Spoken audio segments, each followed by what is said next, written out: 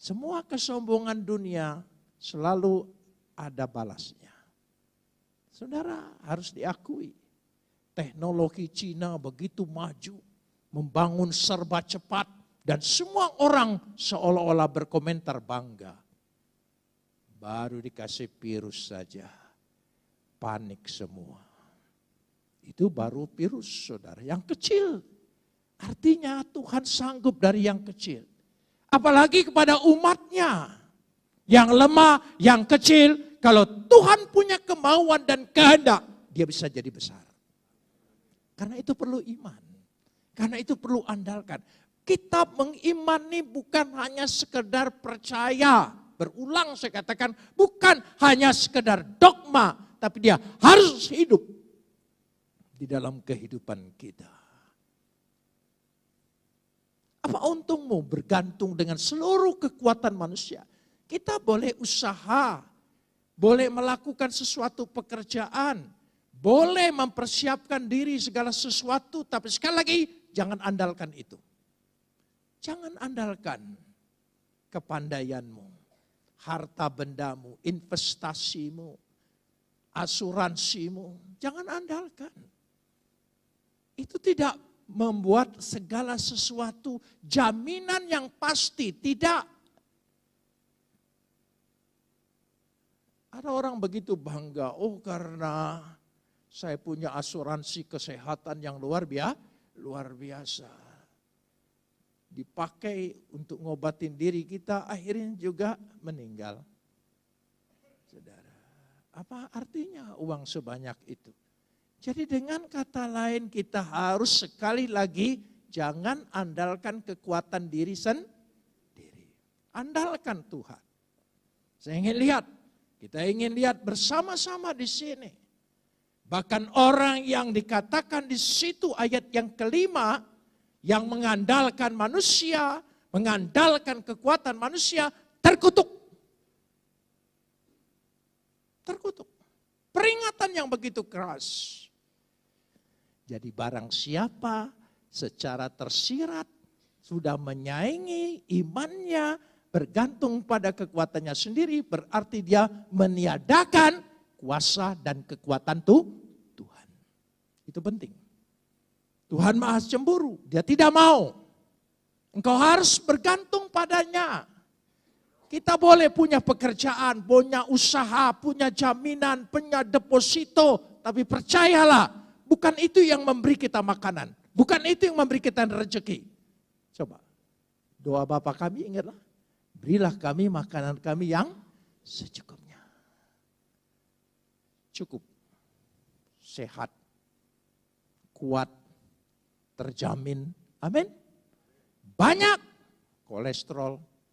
Ya, itu yang terjadi. Menjadikan penyakit. Orang sudah makan enak, dikorek supaya keluar semua. Ya, itu yang terjadi. Inilah kata Ghafar. Kenapa? Karena itulah yang disebut dosa-dosa mereka menjadikan orang yang terkutuk. Mengapa? Karena dikatakan yipta ba'adam. Yipta ba'adam. Kata yipta berarti percaya. Tapi kata yipta ini berakar dari kata batah, berharap. Ya, percaya, berharap, punya pengharapan. Elfida dalam terjemahan Septuaginta. Artinya percaya, berharap pada kekuatannya sendiri. Saudara bukan tidak boleh punya asuransi, bukan tidak boleh punya investasi, bukan tidak boleh punya deposito, tabungan, bukan tidak boleh. Boleh. Tapi jangan itu yang diandalkan. Dan seolah-olah kalau tidak ada itu engkau tidak bisa hidup. Tidak. Hidup itu bukan datang dari dunia ini. Hidup itu datang dari satu nama. Siapa namanya? Yesus. Akulah jalan, kebenaran dan hidup. Dari situ letaknya. Bukan tidak boleh. Saya tidak seolah-olah anti sama sekali. Bukan. Tetapi jangan pikir itu jadi jaminan. Tidak. Perasaan dan pengertian. Perasaan kalau saya singkat ya, kata lev itu akal. Kata ginjal, kata kiliot itu perasaan. Jadi ada akal, ada perasaan. Saya jujur tanya saudara, mana yang lebih kuat? Akalmu atau perasaanmu? Siapa bilang akal? Sehebat-hebat apa ketika engkau mendapat sesuatu bahaya, panik, akalmu buntu, tidak jalan. Yang jalan adalah perasaan. Ada para motivator positive thinking, akal saja. Dia lupa manusia lebih dikuasai oleh perasaan. Ya.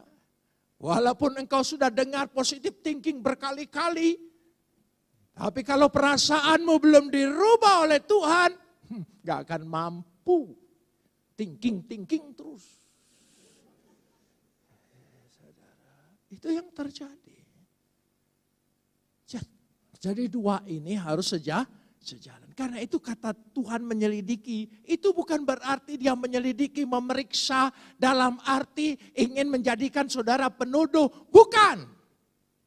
Tapi dia ingin melihat hatimu itu bergantung dengan siapa. Perasaanmu itu bergantung dengan siapa. Bergantung dengan Tuhan. Itu yang ingin dia. Jadi sekali lagi, lev dan kiliot. Pikiran dan perasaan. Kita dengar firman Tuhan. Diterima oleh akal budimu, baik. Karena engkau menerima akal budi itu dari akal. Tapi dia harus masuk menguasai perasaanmu. Dia menguasai betul-betul. Iman kita bukan hanya sebatas ini. Iman kita diletakkan tempat yang paling dalam, batin yang disebut perasaan, emosi. Itu sebabnya perlu dua-dua hal ini. Dan siapa yang bisa menguasainya? Tuhan. Jangan andalkan. Karena dikatakan dengan jelas sekali. Hatinya menjauh dari itu Tuhan. Yang dimaksud hatinya menjauh dari Tuhan adalah baik pikiran maupun perasaan. Mungkin pikiranmu sudah percaya Tuhan. Sungguh tidak ada jalan lain kecuali Yesus. Tapi apa perasaanmu dalam kehidupanmu, emosimu sehari-hari sungguh bergantung pada Yesus. Makanya ketika berdoa andalkan Tuhan. Tuhan, aku sudah berusaha.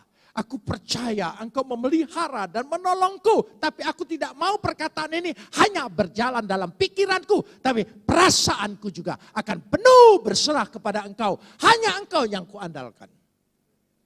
Amin. Ini. Kalau perasaan kita dikuasai oleh Roh Kudus. Saya percaya kekuatan itu datang daripadanya. Nah saudara, orang yang tidak mengandalkan Tuhan, kita masuk ayat 6. Ini orang yang tidak mengandalkan Tuhan. Orang yang tidak mengandalkan Tuhan, ia akan, tolong sambung, seperti semak bulus di padang belantara. Seperti semak bulus, wehaya, Ka'arafa ba'arafa arar. Ini bahasanya bagus sekali.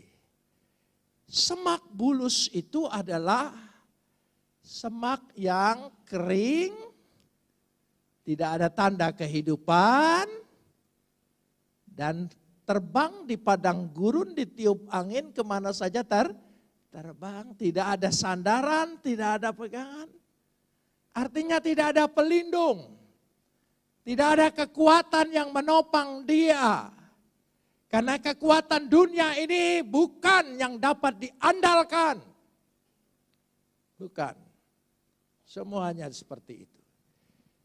Tidak ada pelindung. Tapi orang yang bergantung pada Tuhan dia punya pelindung. Dia punya kubu pertahanan. Ya, dia punya pemelihara hidupnya. Amin. Nah, saya ingin ajak saudara membaca supaya kita baik akal maupun perasaan. Karena itu sekali lagi, ketika mendengar firman Tuhan jangan hanya menguasai akalmu tapi juga menguasai seluruh perasaan. Aku sungguh-sungguh merasakan Tuhan hadir dalam hidupku. Aku merasakan sungguh-sungguh kuasa Tuhan itu ada. Ketika engkau melihat roti, ya percaya dengan iman itu adalah tubuh. Dan anggur ini kita percaya dengan iman adalah darah. Tapi perasaanmu juga katakan, dia masuk dalam diriku. Aku menyatu kepada dia. Aku percaya Yesus ada dalam diriku. Amin. Doa jangan ngambang dengan akal saja. Doa juga harus dengan apa? Perasaan. Kalau perasaan itu roh menggerakkan hatimu dan sungguh-sungguh meluap, mau emosi, mau nangis, mau tercurah, serahkan pada dia. Jangan gengsi dengan Tuhan. Amin, saudara. Katakan dengan Tuhan. Itu penting sekali. Itu penting sekali. Jadi tidak usah saudara pikir, kita ini harus rasional, beragama harus rasional, betul. Tapi perasaanmu, jangan lupa, rasional orang, tetap saja kekuatan yang lebih kuat adalah perasaan. Kenapa engkau jatuh cinta? Akalmu atau perasaanmu? Ayo. Sudah dinasihati oleh orang tua, ini dihitung, ini gini. Perasaanku, ya gundah gulana, iya, aku tidak bisa tidur membayangkan engkau. Ya saudara, ya, itu seperti itu, kan seperti itu. Jauh di mata, dekat di hati, apa itu? Sekarang ada apa itu? Kalau bisa hubungan ngomong. Video call, gitu. Itu tidak jauh di mata lagi kan? Tidak. Ya dekat di mata, dekat di hati, tapi orangnya nggak ada. Sekarang kita andalkan. Kalau kita mengandalkan Tuhan, ya saya kasih contoh itu supaya saudara bisa berpikir kalau engkau tidak mengandalkan Tuhan, pasti sebaliknya. Tolong ingat kata arar ini. Semak, ya bulus. Semak bulus. Tolong ingat. Nanti bedanya orang yang mengandalkan Tuhan jauh sekali. Jauh sekali. Keet. Pohon. Beda. Pohon. Semak, bulus dengan pohon. Arar dengan keet. Itu beda sekali. Beda. Karena pohon ada kehidupan, ada buahnya. Buah apa yang keluar dari semak? Ya ada saudara. Ya. Nah sekarang kita lihat. Kalau kita andalkan Tuhan. Saya ingin mengajak dulu kita lihat Mazmur 31 ayat 3b. Ya, Mazmur 31 ayat 3. Ya ayat 3. B jadi 3, ayat 4 itu ya. Ya. Sebab engkau bukit batuku. Tolong sambung. Engkau bukit batuku dan pertahananku. Ini pembahasan pada zaman dulu. Seluruh kota berbenteng. Saudara lihat kan film-film kerajaan, kenapa kuat dan kenapa? Karena ada benteng pertahanannya.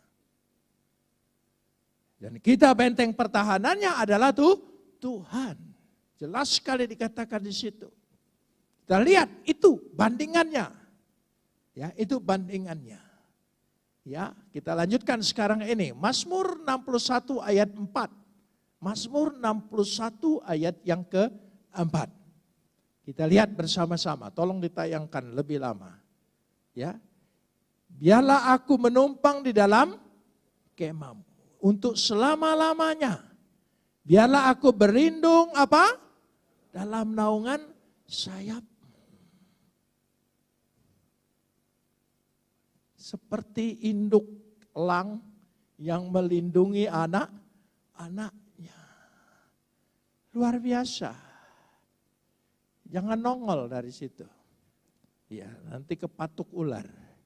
Ya, kita lihat Amsal 18 ayat 10. Amsal 18 ayat 10. Amsal 18 ayat 10. Ya, Amsal. Nanti kembali lagi ke Mazmur. Nama Tuhan adalah menara yang kuat. Kesanalah orang benar berlari dan menjadi selamat. Andalkan nama Tuhan. Amin. Siapa namanya? Yesus. Dia ada kekuatannya. Ada kekuatannya. Dari situ andalkan sungguh-sungguh. Sekali lagi saya katakan, jangan hanya dengan akalmu, tapi juga dengan seluruh luapan perasaanmu.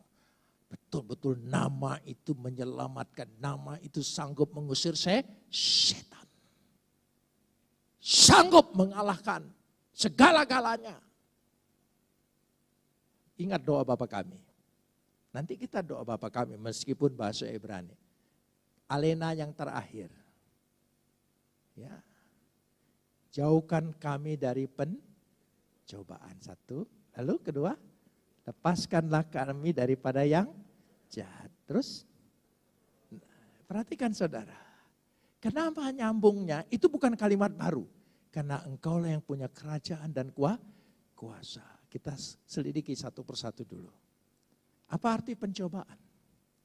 Siapa yang suka membuat pencobaan? Tuhan tidak pernah mencoba loh. Menguji iya, mencoba tidak. Beda itu. Beda jauh. Mencoba. Cobaan datang dalam hidup kita. Masalah, pergumulan, sakit penyakit. Itu siapa yang buat coba? Ya, si iblis. Berserta kerajaannya kan? Dia buat. Dikatakan jauhkanlah kami daripada si jahat. Si jahat itu siapa? Iblis. Harus percaya apa untuk menjauhkan itu semua? Ya, harus percaya kepada kerajaan Tuhan. Kuasa Tuhan melampaui segala-galanya. Meliputi hidupmu, menguasai pikiranmu, menguasai perasaanmu. Adakah engkau mencintai Tuhan sama dengan perasaanmu? Atau hanya dengan akal budimu? Hanya akibat karena doktrin dan pengajaran saja? Bukan tidak boleh doktrin dan pengajaran. Tidak cukup itu saja. Jadi harus ada rasa seperti itu. Ya, dikatakan. Kita lanjutkan sekarang. Mazmur 46 ayat 8. Mazmur 46 ayat 8. Mazmur 46 ini favorit saya. Ya, Mazmur 46 ini favorit saya. Bahkan 46 ayat 2 itu nanti di kuburan saya tolong ditulis itu. Mazmur itu. Ya, engkaulah. Ya. Pergilah, pandanglah pekerjaan Tuhan. 46 ya, ayat yang ke-8. Ya, 46. Kembali lagi kepada ayat 1 atau ayat 2 kalau tidak salah. Kalau bahasa Inggris ayat 2, kalau Indonesia bahasa ayat 1. 46 ayat 1. Ya. Ya, ayat 2. Tuhan itu, coba ayat yang kedua bukan ayat 3 ini. Ya. Tuhan itu bagi kita tempat perlindungan dan kekuatan. Tolong sambung. Sangat terbukti. Saya tahu persis itu. Dan saya alami itu dalam penjara. Setiap kali ada pengetatan dan rasa, saya yakin betul pasti ada jalan keluar. Pasti ada kelegaan. Pasti ada kelonggaran. Dan itu betul. Itu betul. Paling lama saya menderita dalam penjara 1 bulan. Bulan kedua jadi bos mafia. Memerintah seluruh preman. Waktu di Kalisosok, bulan-bulan pertama, saya bisa saksikan dengan teman saya, tapi tidak usah saya sebut. Bulan pertama saya mengalami isolasi, susahnya luar biasa. Bulan kedua, saya tinggal di tempat yang paling nyaman, kamarnya besar sekali, isinya hanya 3. Bekas Diponegoro ditahan. Katanya banyak setannya di situ. Ya, saya ikutin saja. Karena tidak mungkin menolak. Sengaja orang-orang yang bandel-bandel masuk ke sana semua. Dan saya di kamar itu, saya berharap betul Diponegoro datang. Tapi enggak datang-datang. Kamarnya besar. Bisa buat taman dan kolam ikan. Oh iya, dapat makanan suplai dari mana-mana. Kalau saya mau pergi olahraga badminton, beberapa preman mengiringi saya. Oh, ya jaga sana. Bola jatuh ada yang ambilin. Karena saya tidak makan jatah penjara dimakan mereka. Ada korpe, ada pembantu. Berapa pembantunya? 2. Saya sendirian, pembantunya 2. Mau buang air sudah siapin. Ditungguin oleh dia. Hebat enggak saudara? Enggak ada bos seperti itu. Ya, karena itu saya sangat percaya ayat ini. Ya, Tuhan penolongku dalam kesesakan sangat terbukti. Bisa dibuktikan. Amin. Manusia boleh berusaha dengan segenap kekuatannya. Tapi sukacita, damai, sejahtera, dan bahagia hanya diperoleh di dalam Tuhan. Akan tinggal di tandang angus padang gurun. Saudara, kenapa memakai kata tanah angus? Harerim. Ya. Itu berhubungan sekali dengan tanah yang dikutuk seperti Sodom dan Gomora. Tanahnya hangus. Tidak bisa ditanamin. Tidak bisa berbuah apalagi.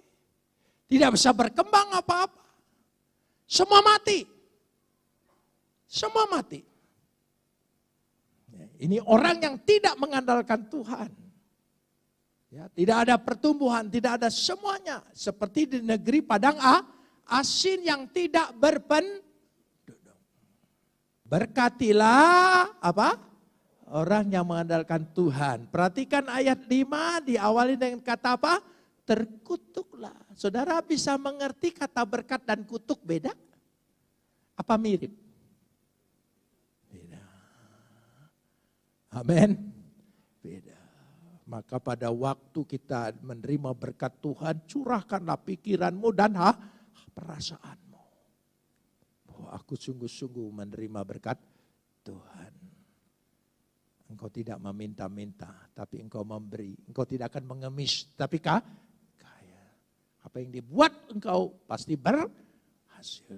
Pasti ada buahnya, hasilnya dapat dinikmati oleh engkau dan turunanmu. Akan seperti pohon. Itu dulu, dia seperti pohon.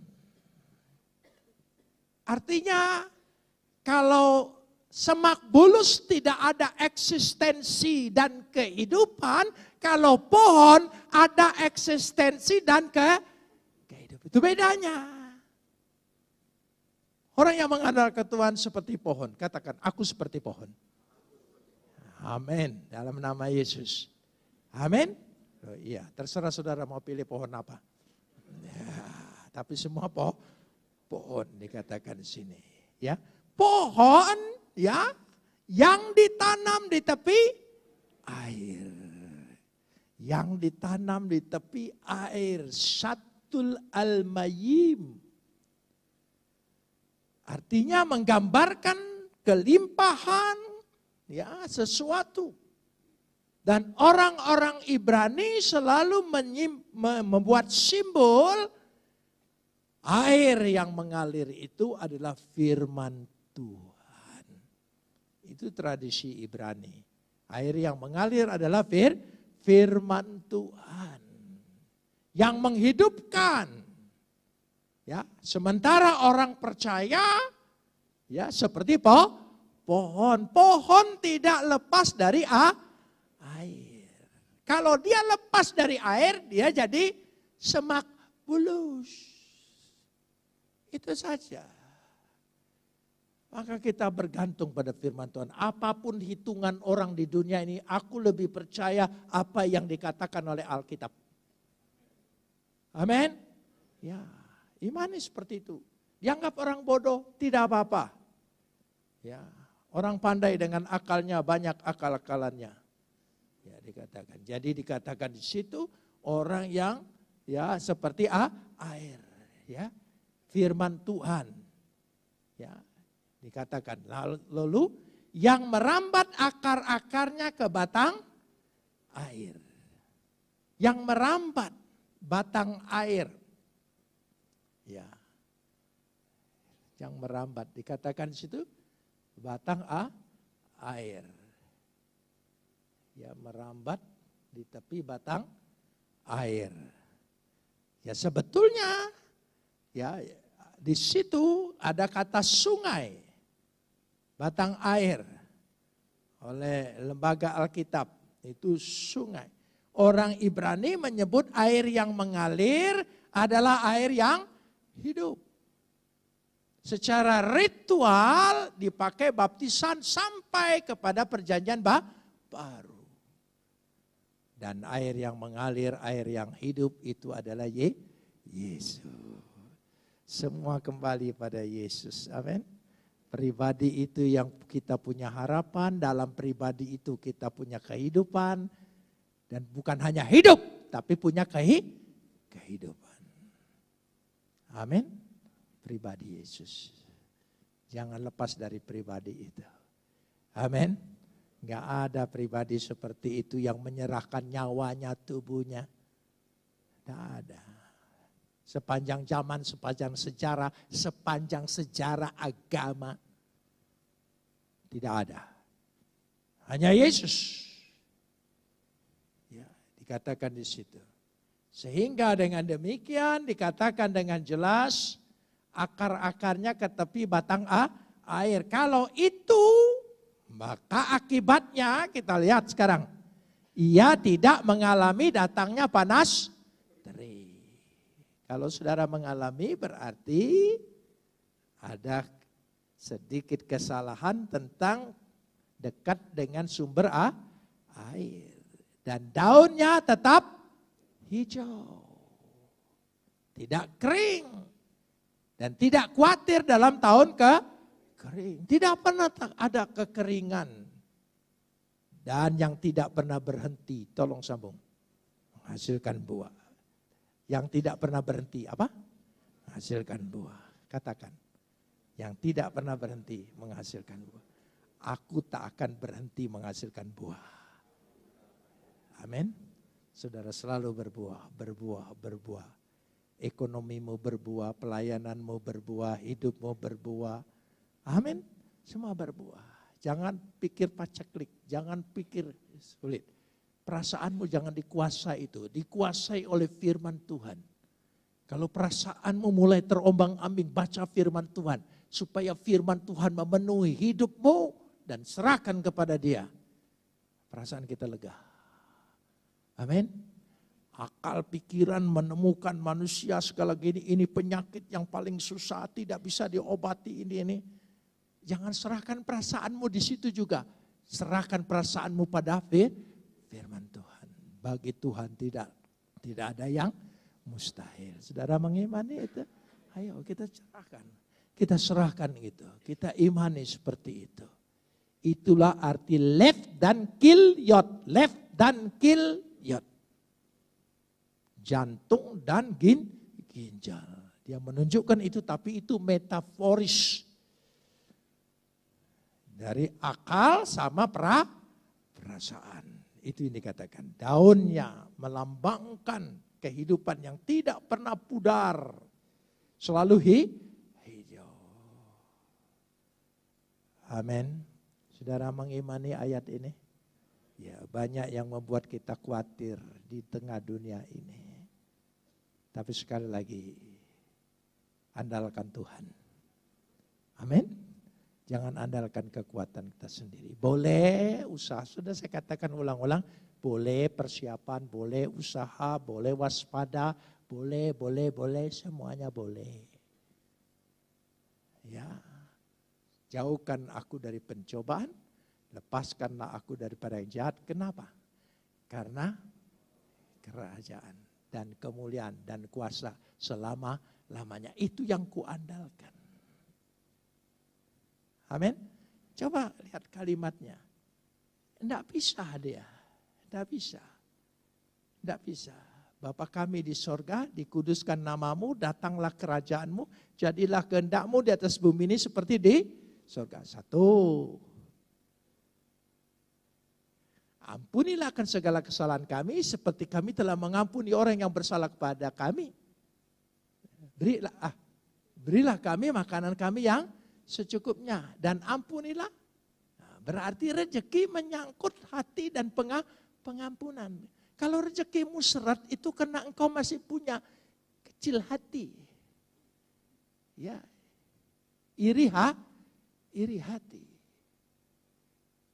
Punya sakit hati.